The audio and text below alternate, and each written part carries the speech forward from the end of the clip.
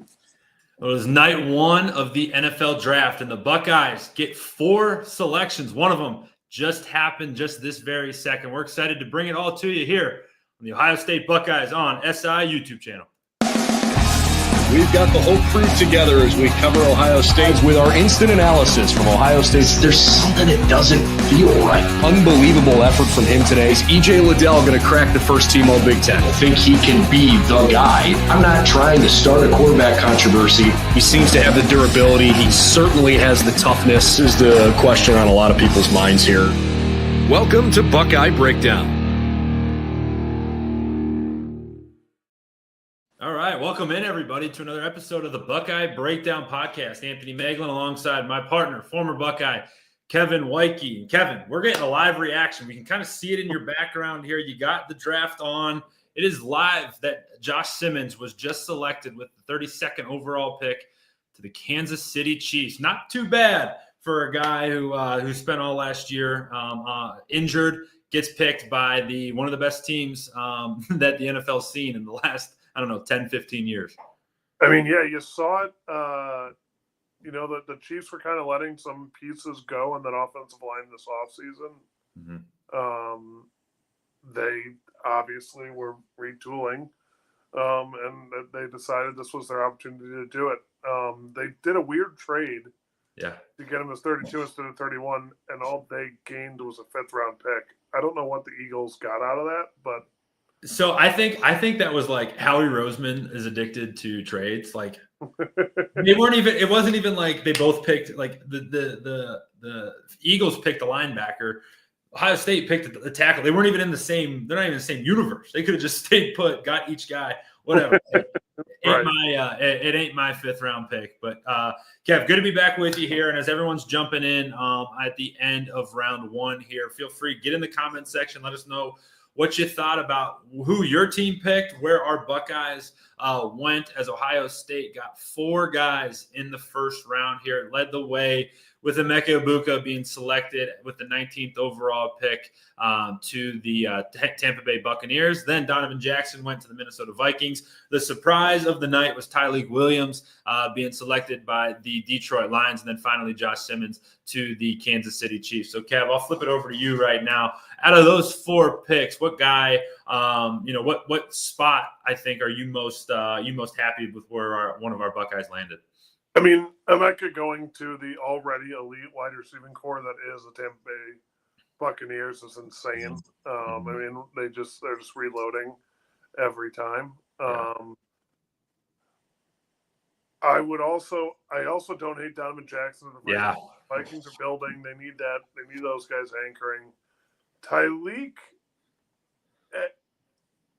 to the Lions is they did have tough run support last year. Mm-hmm. So it'll be interesting to see how he's utilized.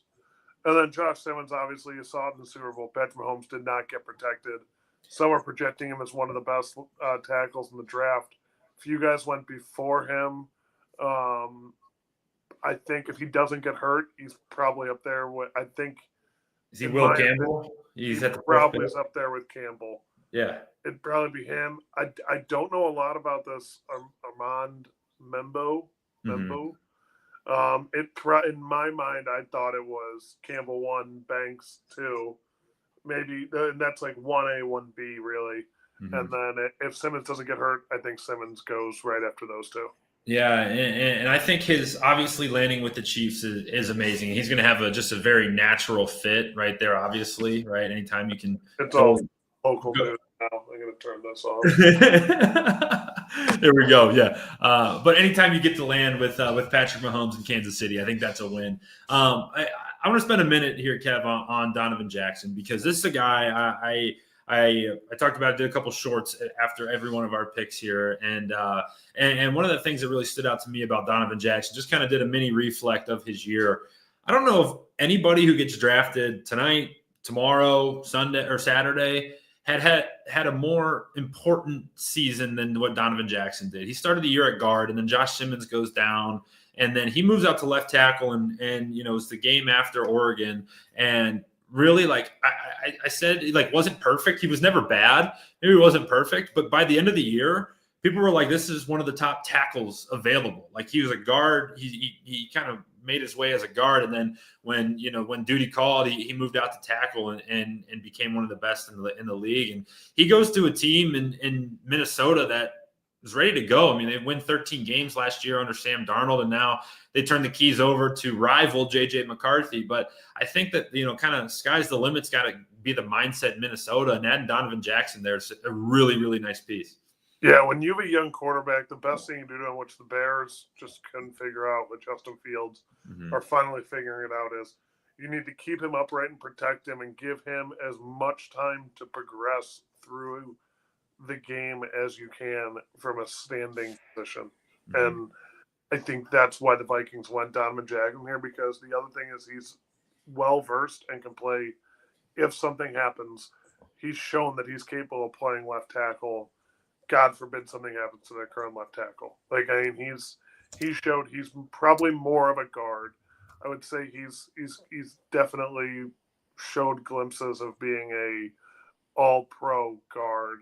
I'm not saying he didn't show glimpses, but he was just young and green to being a tackle last year. So it'll be interesting to see how they utilize him.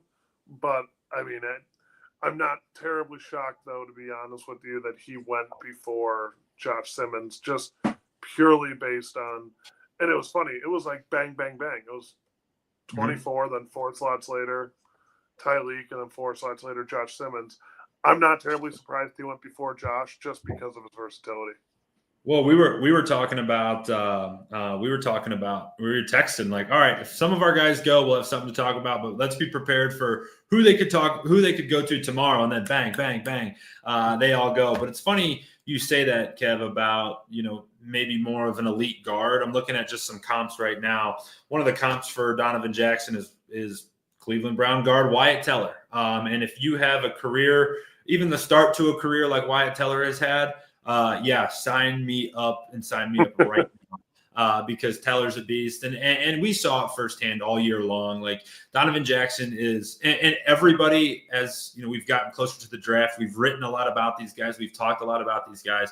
You think back to like the character of each one of these guys, like every one of them has that elite type of character, and Donovan Jackson is certainly one of them. So really, really happy for him, for that perspective. He lands in a very good spot now. So I want to talk a little bit about Tyreek here, because I think that if you're in this show watching Ohio State stuff, there's a solid chance you are a Browns fan that may be, scratching your head right now about what happened with the Browns at the top of the draft. But similar to what the Lions did, the Browns selected a defensive tackle.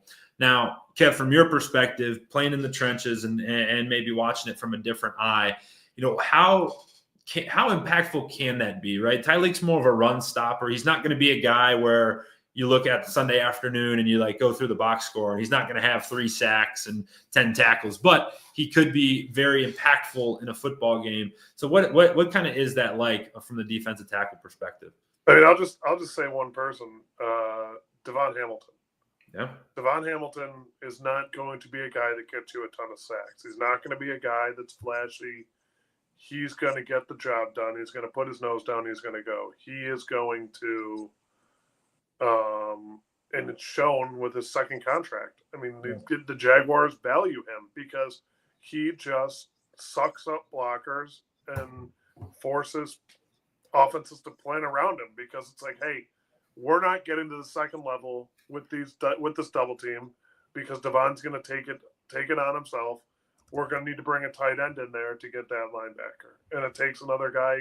It adds a guy to the box. It brings a DB in that would be covering a tight end out in the slot or out on the wing, and it just makes it harder. And he's an example of someone that, he's not. Who's going to notice him are offensive line coaches and offensive coordinators in the film that are like, "What are we going to do about this guy? Like, really?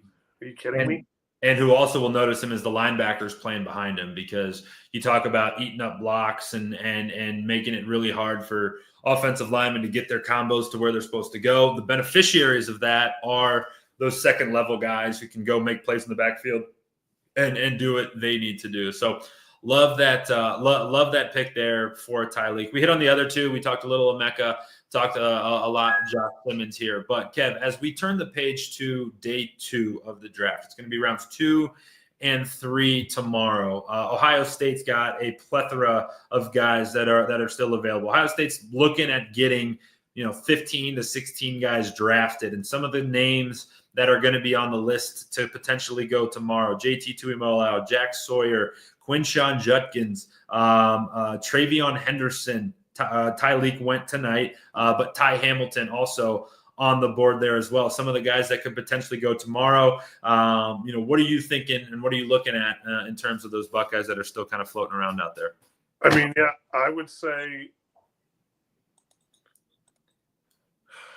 you got G. Scott that's floating around. Oh, G. Well, I was going to get to G. You got, there's been one running back. Let me roll through this. One running back picked, and people are already saying that hopefully for his sake it's not true. Hopefully Omarion Hampton's a phenomenal running back and plays well. Some people are calling it Jalen Reagor to the Eagles before Justin Jefferson, taking him over Travion, which I would probably agree with in the essence of who am I putting more stock in. I'm probably putting more stock in Travion. Mm-hmm. But you know what? I'm not picking. I'm not the GM of the Chargers. Who they already make bad decisions as this. But who knows? Maybe I'm wrong, and maybe everyone else is wrong, and Omarion Hampton's gonna have a great career, and he's right there battling Travion for top running back next year. But another person I'm gonna see, I think we'll see in the second round tomorrow, because I think he's the next best safety in the draft, is Lathan Ransom. I think he's gonna go. I think Saban was talking about on the draft. They made a good point that this kid from Georgia, Malachi Starks, is more of a cover guy. He'll make plays in the pass game, but he's not so much a come up and make a tackle. Not so much a Troy Polamalu type safety. There's teams out there that need that kind of safety. What's his name? Harrison from the Vikings. Yeah, Harrison Smith. Harrison Smith. Mm-hmm. Comes up and wreaks havoc in the run game. That's Lathan Ransom. Mm-hmm. I think you're going to see him go tomorrow. Do I know where? No, because this draft has made no sense to me. So, yeah. But I think you could see him go. I think you're going to see him off the board before Saturday hits. So it's a really good point. So the Lathan Ransom conversation is a really good one because he showed the elevation of his game from 2023 to 2024 was palpable. You could see it and you could certainly feel it. He was running around the field like punishing dudes for being out there, and it was awesome to see, right? And you're right. It's so that type of cat is so valuable in an NFL system and NFL defense because he can cover a tight end. He can run with a George Kittle or a David Njoku, but he can also stick his nose in there and make a tackle in the backfield on a, whomever it may be. But it's so valuable. You make a really, really good point there. The flip side of that, Jordan Hancock, more of that post type defender who's specializes in keeping everything in front of him. Maybe not so much as valuable there. But Kev, a place I want to go right now is up front. We got our two bookends. Jack Sawyer, JT Tuimoloau, who are going to be legends for forever in Columbus, Ohio, but looking like they're going to be second, maybe early second, probably close late second, early third selections. What are you thinking about for those guys? Maybe not so much a team, but maybe a couple teams, maybe a spot or two, or a point in the draft where you think those guys may come off the board. Yeah, I could see him coming off. I could see one of them coming off to the Bills in the second round. Yeah. The Bills need, they need defensive pass rushers. I forget who they just took in the first round at the end there. They just took a corner or a secondary guy from Kentucky. Okay, that's right. Ton of juice. I think I could see one of them going there. The other place I could see them going, even though they just traded out, but they could trade back in, who knows. I could see him go to the Giants and being opposite. Where did Abdul Carter go? So Abdul Carter went to New York, yeah. Okay, so Yeah, I would yeah. take back exactly what I just said. And then the other place I could see him going is the Patriots. They Yeah. need some defensive rushers. They had Judon. I don't even know who they had last year for their defensive rusher. But those are just a couple of places I could see with fits that need not necessarily like a top end super, which I think these guys have potential to be, but I'm going to be brutally honest with you. I don't think Jack Sawyer is being talked about in the first 2 days if he doesn't have that playoff run. Yeah. That's a good Like point. I think JT Tuimoloau, if he goes out after last year, Yes. he's talked about in these first 2 days. He's not talked about like that anymore. And Yeah. I think that just says something to how last season went. I mean, we were getting held out the wazoo, yes, but you know what? So were a lot of phenomenal defensive ends that I played with that still found a way to get to the quarterback. Mm-hmm. And they weren't called for a lot of holds because the refs hated Coach Meyer. And I mean, what are you going to do? But like, that's just what it was. And that's why I just think we got a little bias on the Ohio State side. Mm-hmm. Jack Sawyer wins the heart and soul, wins us that national championship, but an NFL team doesn't really care about that. They want that are going to produce on Sundays to put money in their pocket to win them football games. I think that's such a really valid point by you, and because you've lived it, right? Maybe you didn't get drafted, but you've been around guys, and your friends have been in the league circles and drafted and worked out, and like they take all that emotional stuff away, right? It was awesome. He's Captain Jack at Ohio Stadium for the rest of the time. Mm-hmm. However, when NFL teams are evaluating, they're going to strip it all the way down and look at every single snap and see how they produce. Same with JT. Same with all these guys. Cody Simon, I saw a couple mock drafts where he's in the 200s. The way we talk about it, the way we saw him last year was like, this cat's a top 20 pick, right? But it's like when you put him in the whole thing, it kind of does.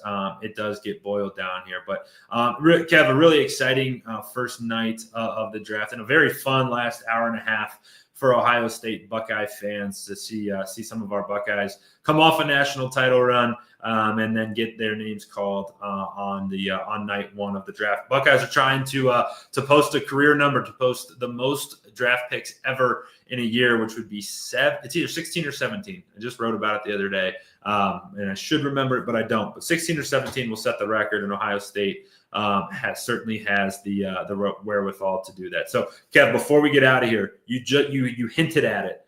This is a weird first round of the draft. It felt like a lot of teams were zigging when everyone was supposed to be zagging. Like, I don't know, something felt a little bit off with what was going on in this draft. I mean, it's not a deep quarterback draft, which throws everyone for a miss. People are upset with the trade for Travis Hunter that the Browns made, but I mean, they got a haul in return. And I don't think the Jaguars are going to be a top 10 team next year, which is why I think that's a phenomenal trade for us. Mm-hmm. We took the D tackle Mason Graham from Michigan. I've always said if you're good enough to beat Ohio State, you're good enough to play in the NFL. I said the same thing about Baker when we took him. They beat us, and he basically single-handedly beat us in November. Him and that other defensive tackle. So I don't hate that. I don't understand Genty. I get it. He had a big year. He brings games in, but like, I think Travion's better than him. Yeah, I think Sean's better than him. The one thing that makes no sense to me whatsoever in this first 10 picks. I know what you're going to say. Go ahead. You talk about the Bears? Yeah, Colson Loveland over Tyler Warren. Yeah. Why? And two, like, I thought the Bears were doing the right thing. I thought they were making the right decisions, building around Caleb, and they just don't get a lineman there. Like, what are you doing? Like, I know you signed and you got Jonah Jackson, former Buckeye, great guy, bad at Fortnite. And then it just, I don't get that. They're trying to recreate that Lions thing with the two tight end set, I'm assuming. But like, Ben Johnson, yeah. I don't know if Colson Loveland is your guy. I feel like Tyler Warren was such a bona fide best tight end in the draft type pick. I don't know what Ryan Poles was thinking. I totally agree with that. We saw it firsthand. You talk about good enough to beat Ohio State. You're good enough to get drafted. Like Tyler Warren did his part for Penn State to beat Ohio State, but that they obviously came up short. But like I tend to agree with that, and I was also surprised about from a Browns perspective. I wasn't surprised with the trade back. I was a little bit surprised about the Mason Graham pick. I think he's a good player. We obviously saw it firsthand down at Ohio State, but it felt like there was a lot of that type of player, a lot of D linemen taken, a lot of O linemen taken, a lot of depth pieces. Because, like I think you said, there's 4 or 5 blue chip players in this draft. You got Cam Ward, you got Abdul Carter, you got Will Campbell, and you got Travis Hunter. And then after that, it's like, number 10 might as well be number 90. They're very, very similar from that perspective. So I'm excited about the depth of this draft. And it's going to get super interesting here as we eclipsed midnight here. So we are officially day 2 of the NFL draft coming your way later today. It's going to be rounds 2 and 3 tonight. And then rounds 4 through 7 are coming your way on Saturday. So from a content perspective, if you go to the link below in our ticker here, we got so much content over on our site, si.com/college/Ohio State. That's filled with all types of different articles and content pieces over there. Kevin and I are going to be with you tomorrow night, recapping day 2, and then Saturday afternoon, recapping day 3, talk about where our Buckeyes landed. And then in between each pick, every time you hear a Buckeye name get selected, I'll be jumping on YouTube here for just a quick, short little video. You'll catch them in our shorts category. So make sure you're checking it all out. We got plenty of content coming your way later today, into tomorrow, and throughout the weekend here. So, Kev, we're going to get out of here on that. Any final thoughts before we shut her down? I'm calling my shot. I think Travion is first pick in the second round. I think the Browns are taking him with the first pick in the second round. We need a running back. We don't know about Nick Chubb. He's a question mark. We might bring him back, might not. I don't know. He's testing free agency. I don't hate Travion in there to help supplement Nick Chubb. And also, we were really good luck with drafting a running back in the second round. I'm booking Travion. Okay. Stamp it. Travion at 33, Quinchon at 36. Just run it right from the middle of Ohio, right up 71 to Berea to Cleveland. We're just going to run that thing right back. So for everyone who stuck it out with us tonight, thank you. Appreciate you all hanging out with us. Make sure you like, subscribe, follow right along for all things Ohio State Buckeyes on the Ohio State Buckeyes on SI YouTube channel.